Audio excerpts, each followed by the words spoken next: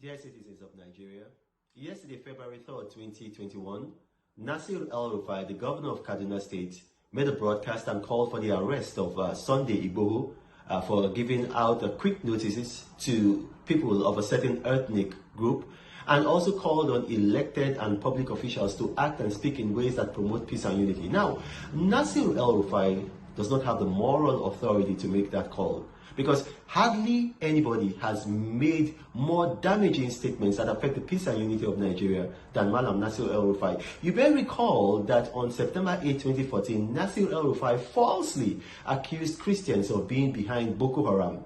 He made it in a tweet. It was also in the papers. I mean, you can research it. Please do not take my word for it. I encourage you to research it.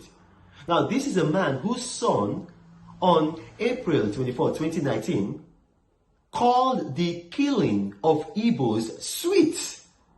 The killings of Igbos sweet. Bashir El-Rufai. Now, if he's calling for the arrest of Sunday Igboho, why wouldn't he first call for the arrest of his son?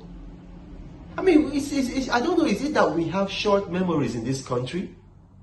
This was a man on July 15, 2012, he promised revenge for Fulani headsmen. He released a tweet, and which was quoted in the media widely, saying that any soldier who touches the Fulani is taking a loan that is going to be repayable no matter how long it takes. Is that the kind of man that should be making threats and calling for people's arrest?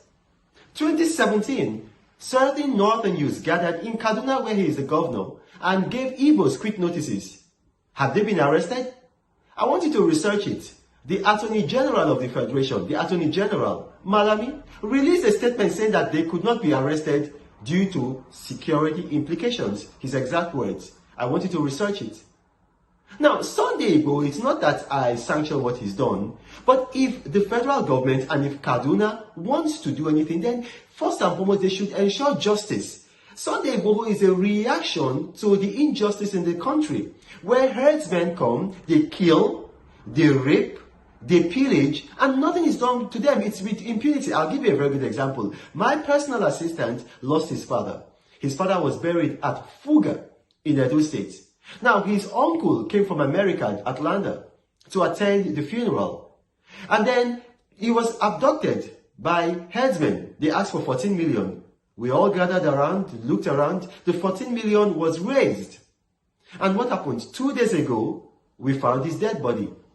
Prince Abuda. This is a philanthropist who's been doing good, who's been helping people in Nigeria and helping Nigerians in America. He was killed.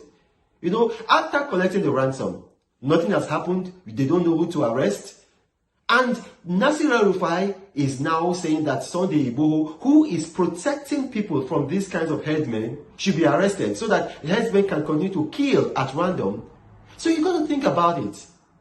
If we as leaders want peace in this country, there is going to be no peace without justice.